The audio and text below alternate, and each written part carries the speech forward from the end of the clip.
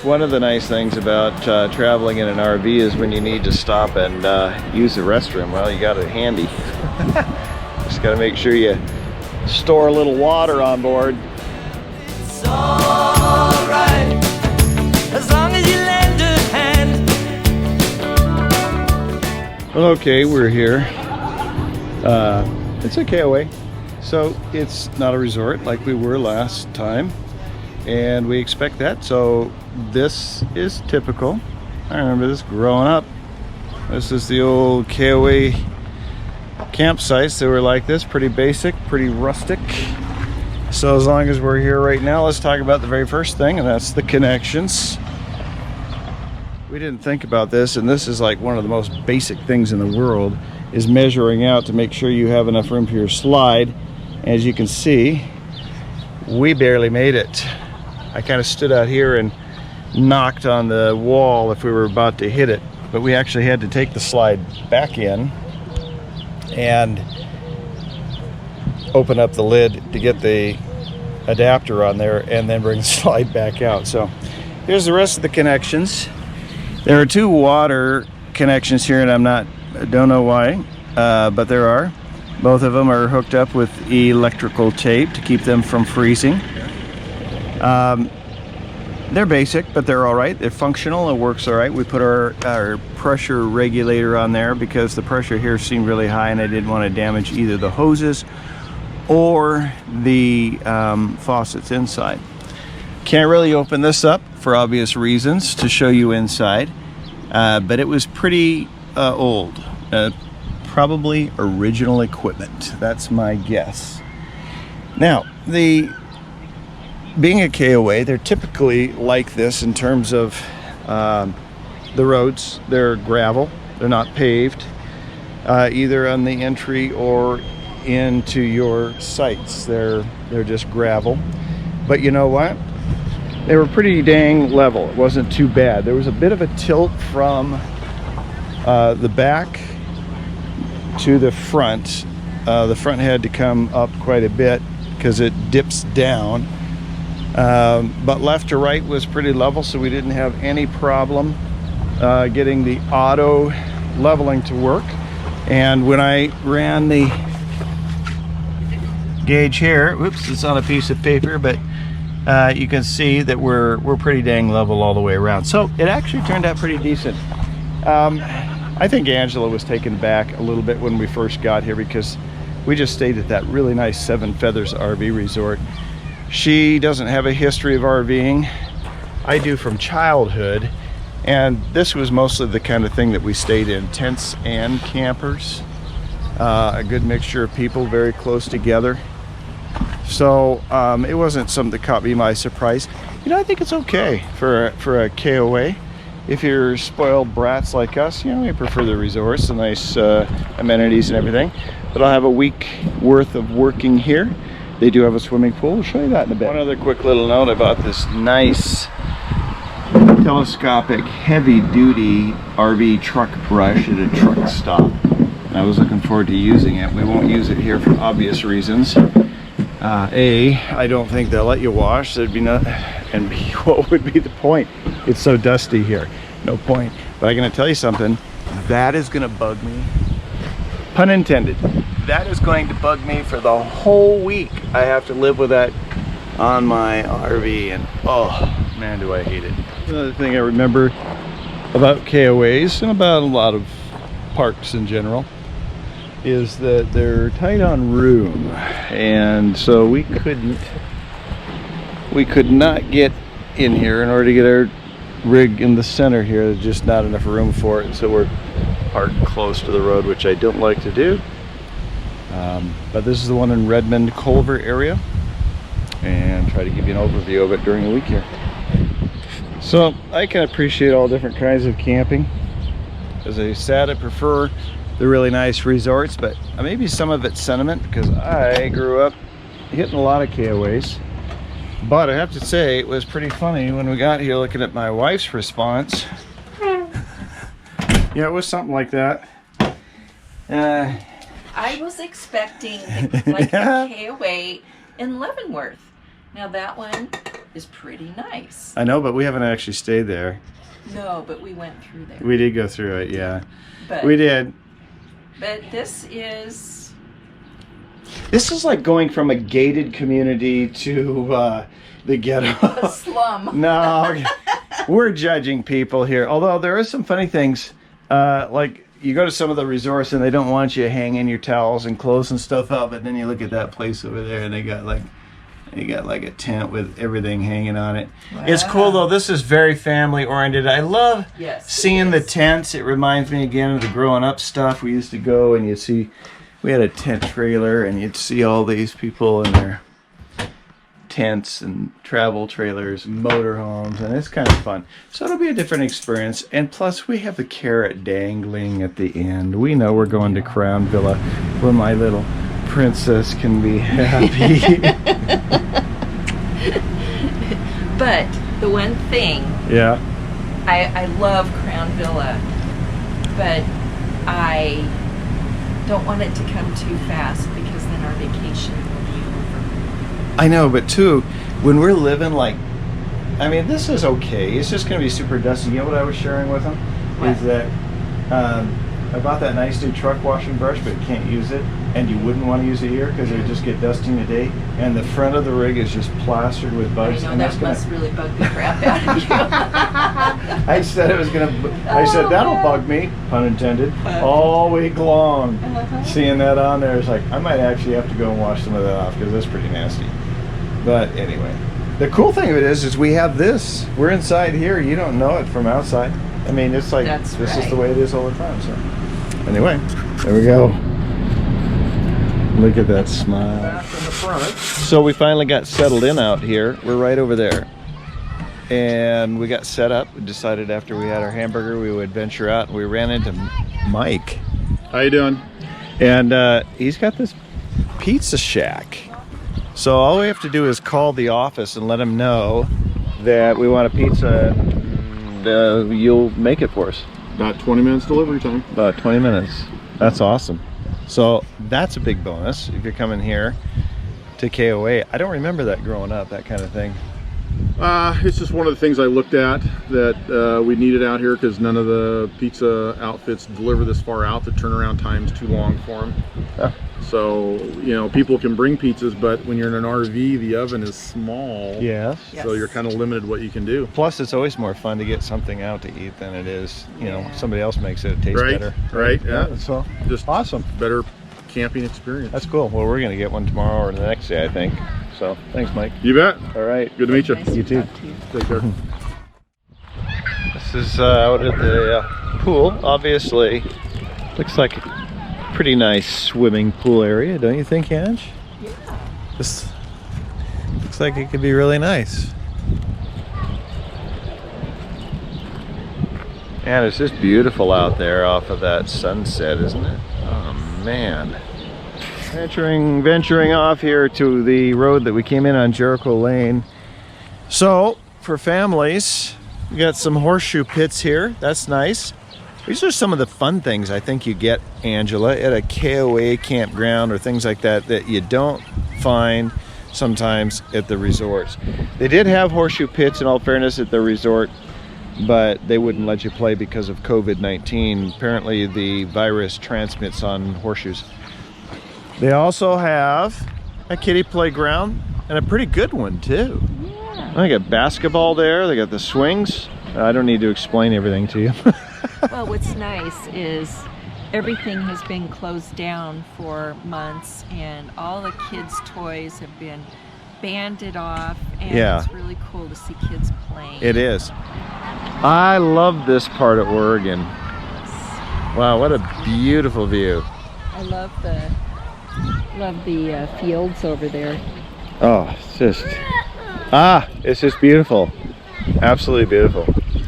Looks like somebody does plumbing the way I do it. Why do you have all these RVs here? A hose running under the road. There are more RVs over on this side. My wife, who's a snob, was actually making that point that there's more RVs than tents. We have a lot of tents over on our side. We feel very superior.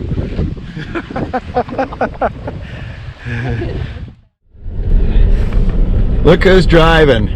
My little Hobbit wife. She's got to like bring the pedals up to. If I got in the seat with her settings, my knees would be touching my nose. It's so cute. But we are having her drive because she doesn't drive this truck. And well, if something were to happen to me, she needs to be familiar with the truck. One of these days we'll work on all the fun stuff with the RV. But anyway. Scary. Yeah, it is. LB, what are you doing? Get in your bed. So we're going to go visit a park. Check out the area a little bit. There's not a lot out here, but we want to see what there is.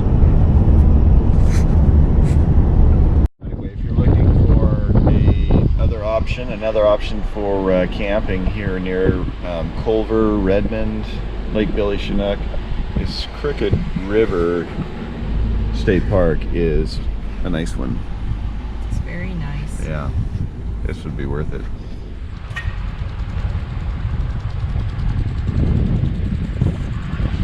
Wow, it's beautiful here. I love it. Hey, we're coming down into Lake Billy Chinook. Oh, man, look at that down over there, the boats in the water. Oh, I tell you what a good time. Look at this, you guys. Oh, you talk about an outdoor heaven. We're recording just 30 seconds outside of that Crooked River State Park, so this is how close you are. Our friend Aaron back home in Bonnie Lake, he has a nice, I'll call it a ski-doo because I don't know what else to call it. He'll probably be offended. Sorry, his is very nice, yeah, but oh my gosh, he would love it here. He would absolutely just love it.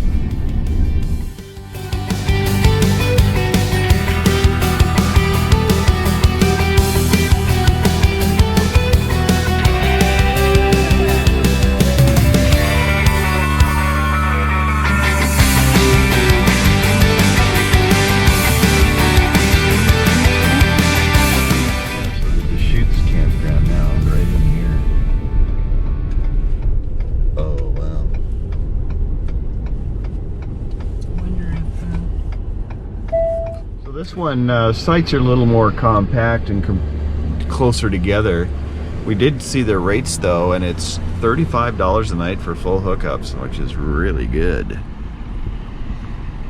Really good. That's like almost 20 bucks a night cheaper than KOA, which is like 53 a night. So, wow. I don't think we could get our fifth wheel in here though. I don't think we could. No. That was very nice though. So, this one's reserved, but take a look at the view from this one here. Oh my gosh, this would be amazing. I mean, take a look at that view. This is where our back window would be looking at. Man. Oh my gosh. This would be amazing. Full hookups right there. Everything looks good. Wow, look at the hookup box there. Yeah, that's very nice. Very nice. Oops. I think that I could probably pull up. We just wouldn't have a place for the truck. Well, remember the back of it would hang over way over here. Right. So it would do it. I mean, look at this campground. Is this not absolutely beautiful? Wow. So we're on a second part of this park that looks like the tent area.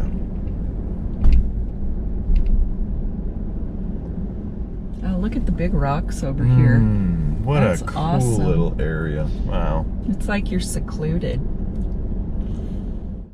Wow, look at the boat launch. Wow, that's amazing. And That look at is the amazing. This just the scenery here. Oh, it's incredible.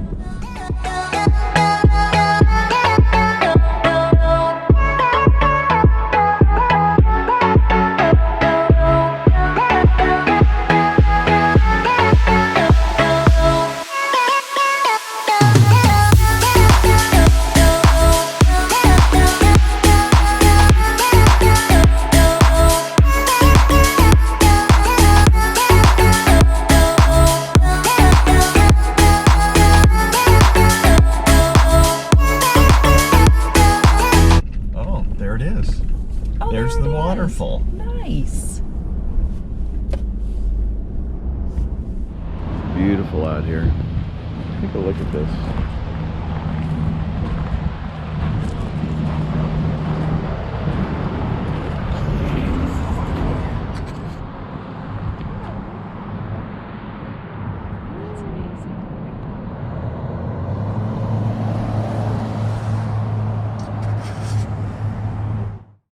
So what do you think? About the wine? Yeah. It's awesome. We're out here at Marigus Winery in Redmond. But also, just being out here in the outdoors, all the seating, it's the experience. It is. It's a beautiful place out here, even in spite of all our social distancing and whatnot. They've managed to make it into a really nice, enjoyable area, while still allowing people to have their space so that they don't contact the Chinese Communist Party virus. And it's just beautiful out here. That's Doug, he's the winemaker. Yep, I'm Doug too. Angela's not a Malbec person, and yet she liked the Malbec. Oops, can I focus that close? So we're gonna do a bottle of the Malbec. And the name, Terrebonne Malbec. I know, did you see what Terrebonne means? Good earth. I don't know what it means. It means but good earth in French. I love it. Sitting out here enjoying a glass of Pinot Gris. Cheers. Look at the view of the Sisters. I know. It is absolutely beautiful out here. I love it. So That peaceful. And the buttes off in the distance. What a gorgeous area. And then Smith Rock. Can you right see over it? there. Oh, you're right. That is Smith Rock right through that tree. Still want to go there and hike. Like to get the Malbec. Okay. You look good with a mask. Oh, do I? No, not really. Hey, introduce yourself, will you? Because I have my own little videos I put together. Yeah, I'm that's Doug. okay with you. Yeah, no problem. I'm Doug. I make the wine here at Marigus Winery, and welcome, guys. Thank you. We've enjoyed it. It's good wines. Thank you. Yeah, Very especially your Malbec. I love your Malbec. Wow. I love Oh. your Malbec. And Yeah, I'm and she not a doesn't drink person. Malbec. Well, you know, it's So funny. that's saying something. Yeah, when you have it, and if you like barbecue, have it with barbecue because it's interesting how it combines. It will pull out berry flavors from the barbecue. It's kind of interesting. Oh, man. So Okay. yeah, and it's just I noticed that it actually one of Well, we're getting a bottle, so I'll drink it tonight. We love barbecue. We are. But Thanks, we Doug. also would like the, not the rose. What was that brewery called again? You don't remember either? Wild. Whatever. Wild something brewery. Anyway, we decided just to drive around. Oops, sorry, right on my face there. We decided to It's like a fishery. drive around, and we came through these neighborhoods, and look what we found. Yeah, it does look like a fish hatchery. Side of Bend that I did not know about. It's Redmond, actually. I'm sorry. You're right. I did. But look at those rocks up over there. It's just Oh, it's amazing. wow. And it looks like just a beautiful path down there for riding on. More beautiful Central Oregon landscape. Love it out here, don't you? Love it. There's the reservoir. I'll have to check that out. Really weird. This is the route that Google Maps is taking us to. What's the name of this place, Andrew? It's Primeval RV Park. Primeval RV Park. This is the short route. I'm guessing that the long route might have been paved.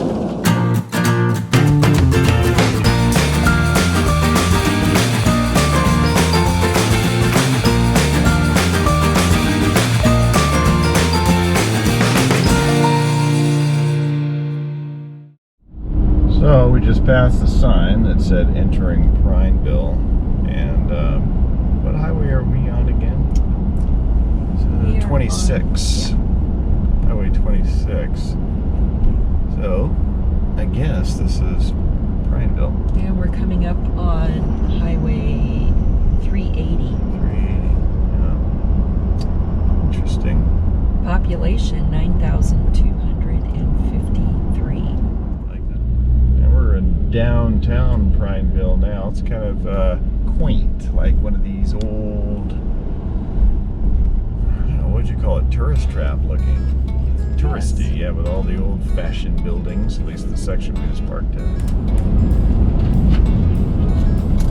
This is a great place to own a motorcycle.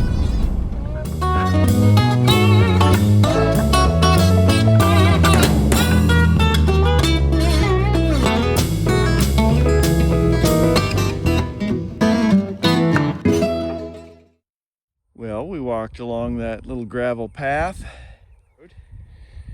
next to this irrigation ditch that comes from Haystack Reservoir off in that direction. Some nice views out here though. There's the campground out there. Oh man, look at the mountain way off there. That's something. It's amazing. All in all, I think it was probably an okay campground. Do you? I think so.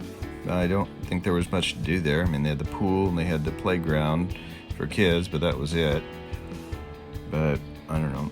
It could be a good spot to go. I think maybe if you're looking for a landing spot because you're going to go out to Smith Rock or you were going to go over to Lake Billy Chinook. I agree. Something like that. But I don't know. I guess if you were going to go to make the lake your destination, you might as well go over to the Deschutes campground where we took that little tour through. It was That much was a really nicer. nice park. Yeah, I liked it a lot. Anyway, that's it for this episode. We'll see you next time on